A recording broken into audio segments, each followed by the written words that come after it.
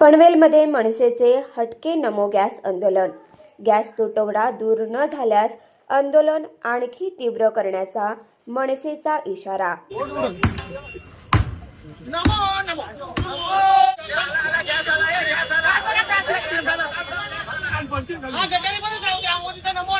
बर्तन को उल्टा करके उसमें छेद करके पाइप डाल और जो गटर से गैस निकलता था वो पाइपलाइन से उसके अपने चाय के थैली में ले लिया और वो चाय बनाने के लिए उसी गैस का उपयोग करके चाय बनाना। सिंपल सी टेक्निक, बर्तन को उल्टा करके उसमें छेद कर। देशाचे महान माननीय पंतप्रधान माननीय नरेंद्रजी मोदी यांनी काही वर्षांपूर्वी आपल्याला सांगितलं होतं की एखादं भांड उलट करून त्याला छानपैकी एखादं भोग पाडून त्याच्यातून जर तुम्ही पाईप सोडलात आणि तो पाईप डायरेक्ट गॅस शेगडीला लावला तर तुम्हाला घर बसल्या उत्तम गॅस मिळू शकतो। आणि याचा कुठेतरी प्रयोग मोदीजींना करायचा होता। त्याच्यासाठी मोदीजींनी ठरवून असं धोरण काढलं की देशामध्ये एलपीजी गॅसचा तुटवडा निर्माण झाला पाहिजे। हे सगळं मोदीजी ठरवून करतायत, कारण त्यांना या देशातल्या नागरिकांना वैज्ञानिक बनवायचंय।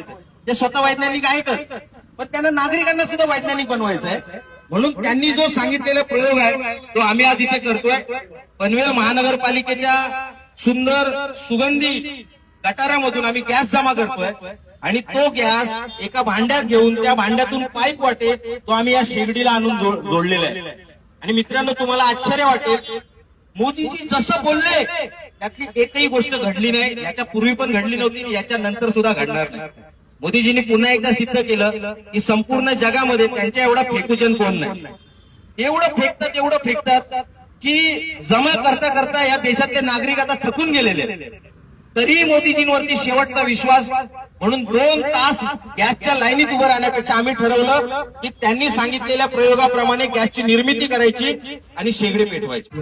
जेव्हा या गॅसला आम्ही नमो गॅस असं नाव दिलं त्याचवेळी आम्हाला विश्वास होता कोणताही गॅस निर्माण होणार नाही। फक्त तोंडाचा गॅस सोडला जातो मोदीजींकडून, त्याच्या व्यतिरिक्त कोणताही गॅस या देशामध्ये कधी निर्माण झाला नाही, होणार पण नाही। मेक इन इंडिया हे फक्त लोकांना दाखवण्यासाठी होतं। हे अशा पद्धतीचं मेक इन इंडिया जर देशामध्ये मोदीजी चालवणार असतील तर पुढचे 10 वर्ष या देशामध्ये काही घडू शकत नाही।